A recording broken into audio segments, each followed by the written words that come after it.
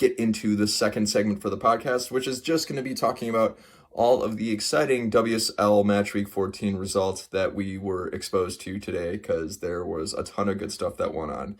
First match of the weekend started off really hot. We got Bristol City and Brighton of Albion. Now, I know many people haven't really been very high on Bristol City. I especially have been very critical of them. However, they picked up the first win of the season this week. That's right. Bristol City won the game by a scoreline of 3 to Brighton's 0. It was really exciting because now it's made the bottom of the table a lot more interesting. I'll get into that later. But Ebony Salmon got the brace for Bristol City. She scored in the 34th and 59th minute with a penalty. I think her penalty ended up sealing the win because Brighton was not coming back from that. But really early on in the game, Yana Daniels scored in the 3rd minute to help give Bristol that early edge. And they just kept it throughout the entire game, and they maintained control. And they walked away with their first win of the season. So good on them. That's really, really exciting stuff for their side. They might have a chance to avoid relegation. Right now, they are only 2 points off from staying safe, and the only 2 teams above them are West Ham United and Aston Villa. So we'll see how that sort of plays out. Moving on to the Sunday games, that's Sunday, January 31st. Excuse me, guys.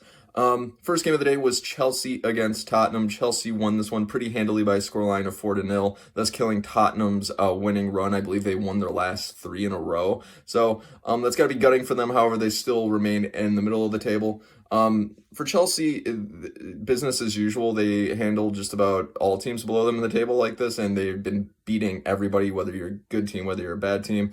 Things were just clicking for them on all sides today, and when you've got players like Pernille Harder and Sam Kerr clicking on all cylinders, it's really hard to beat a team that has both of them. And then plus when you've got a nice supporting cast like Melanie Leupolz and Fran Kirby, that's almost impossible to beat. And just to kind of recap all the goals, Melanie Leupolz had a brace today. She scored in the 27th minute and also scored a penalty in the 63rd minute. Abby McManus had an own goal for Tottenham earlier on in the game. That was in the 29th minute. Pernille Harder, I believe, had a header. Pernille Harder had a shot. Abby McManus went up to clear it, went off her head, went into Tottenham's goal. Thus, the own goal by Abby McManus. And I believe it was on her debut, so that's a bit of a bummer too. But then Sam Kerr receives an excellent cross from Pernille Harder about 10 minutes later in the 38th minute and puts that away, and that was all she wrote for that particular match. So Chelsea remains at the top of the table and dominates another match, so there's that. Next game was supposed to be Aston Villa and Arsenal, which was postponed. The reason being, according to the club, was a waterlogged pitch, which I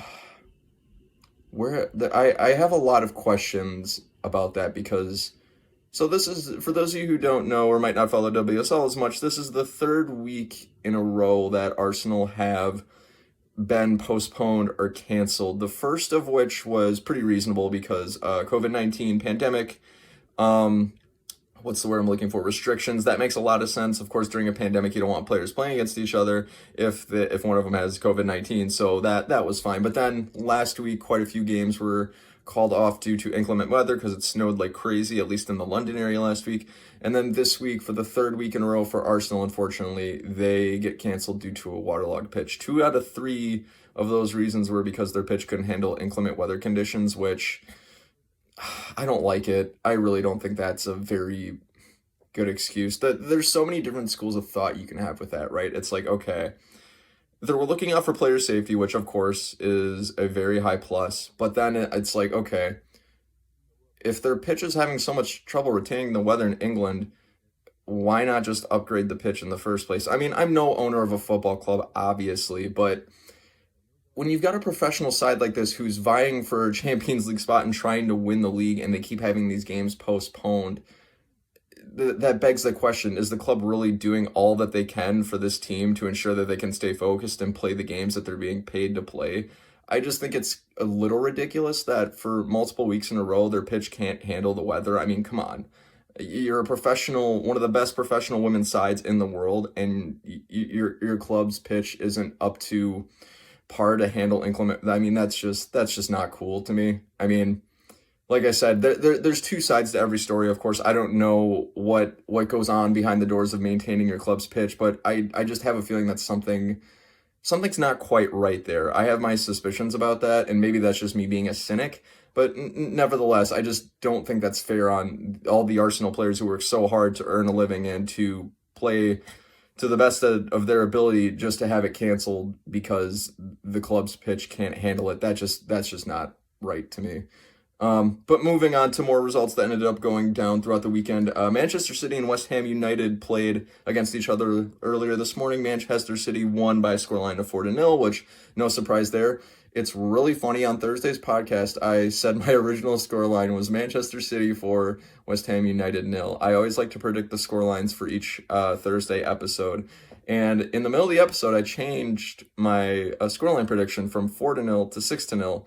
Well, of course, Manchester City, go ahead. They must have heard me, and they wanted only a win by a scoreline of 4-0. So take that for what it's worth. For those of you who change your mind on bets or for scoreline predictions, my advice is don't. But some big headlines for that. Abby Dahlkemper made her first appearance for the club. She returned from US Women's National Team camp and played great from what I heard. I didn't really get a chance to watch this game very much because, one, I was shoveling this morning, and two, I had to watch the United game because, for me, I am a Manchester United fan through and through, but don't let that deter you. We talk about it all here. Anyways, Roosevelt also scored. Rose hasn't been in action for Manchester City for quite some time, so it was really cool to see her out on the pitch and scoring goals, doing what she loves to do. But anyways, guys, I digress. So Caroline Weir opened the scoring for Manchester City in the 9th minute. Caroline Weir's been on fire. I believe that's her third goal in the last 2 matches. Georgia Stanway ended up adding to the scoreline by scoring in the 39th minute. All hail Georgia Stanway. I've become a big Georgia Stanway fan. She's just so relatable. She seems like a really cool person. Moving on to the second half, Ellen White, doing what a striker does best, scores goals. She scored in the 64th minute, which is always a good sign. And then Roosevelt in the 71st minute capped off the scoring with another goal as well. So I'll be curious to go back and watch the highlights for Manchester City and some of the game because I want to see where they played Roosevelt. I know that Gareth Taylor has tried to play her up top in the front line, which I would argue is a very, very bad idea. Roosevelt's not a winger, nor is she a striker. She thrives in the midfield, but that's a whole nother conversation for another time. All right, guys, so moving into the last fixture of the weekend that went down, it was my game of the week. Of course, I'm a little biased because I'm a Man United fan, but Everton and Manchester United squared off against each other. I'm trying to remember the name of the park that they played at because I like Everton Stadium. It's cool. But United ended up getting the clean sheet, which is absolutely fantastic. Alicia Lehman ended up making her debut. She was subbed on in the second half. And Jill Scott made her 150th WSL appearance. That's awesome. I mean, for any player to play professionally for that long is just absolutely phenomenal. I'm glad that Jill is one of those players. So good on her and good on Alicia Lehman for making her debut. And out of the news, Kristen Press started off in the number 9 position and she also scored, which is absolutely fantastic. She used her body to shuffle off the defenders and finish strong. So that was really cool to see. But anyways, Ella Toon opened the scoring in the 9th minute for United off of an early chance. The keeper for Everton, I'm really mad I can't remember her name, but she opted to try to catch it, dropped it. Ella Toon was there to pick up the pieces and ended up capitalizing, which good on them for taking advantage of opponents' mistakes. That's what great teams do. But then fast forward to just before the halftime break, Kristen Press comes in the 42nd minute and scores a goal. She probably could have scored 2 or 3 in this game, but hey, that happens. I'm just seeing good progress from her moving forward. She seems to be getting a little bit more comfortable with the squad going forward. So guys, with all of those fixtures down and out of the way, let's take a look at the WSL table and what it looks like after all of these matches. So at the top of the table in the first position, we've got Chelsea with a game in hand. I'm double checking that real quick. I'm sorry. 2 games in hand because this is match week 14. Chelsea have 2 games in hand at the top of the table with 32 points. Manchester United are in second with 1 game in hand on 32 points. They are behind Chelsea on goal difference by 11 goals. In third spot, Manchester City women with 27 points. They have 2 games in hand. In the fourth spot, Arsenal women, who have 23 points and 3 games in hand with a postponement this week. In fifth, we've got Everton with 3 games in hand at 17 points. In sixth, we've got Reading with a game in hand at 15 points. In seventh, we've got Tottenham Hotspur with 3 games in hand at 12 points. In eighth, we've got Birmingham City at 10 points with 4 games in hand. Wow, they've got a lot of games to make up. In ninth, we've got Brighton Hove Albion with 1 game in hand at 9 points. In 10th, we've got West Ham's United with 3 games in hand at 7 points. We've got Aston Villa in 11th with 7 points.